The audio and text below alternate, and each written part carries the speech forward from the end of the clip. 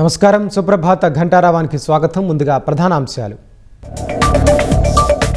Israel గల్ఫ్లోని సైనిక స్థావరాలపై మళ్లీ Iran దాడులు.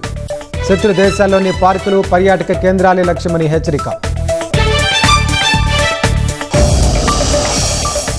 ఇరాన్పై విజయం కావాలన్న ట్రంప్. కాల్పుల విరమణపై చర్చలు లేవని స్పష్టీకరణ.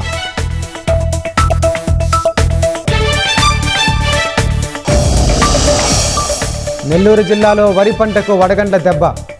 చేతికి అందాల్సిన పంట నేలవాలడంతో రైతుల దిగాలు.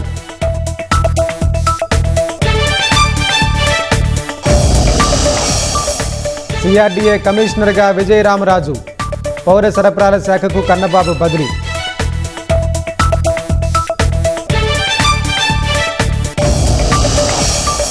రాష్ట్రంలో 40,000 కోట్ల రూపాయలతో PGCIL నెట్వర్క్ విస్తరణ. 53,400 మెగావాట్ల విద్యుత్ ట్రాన్స్మిషన్ అభివృద్ధి.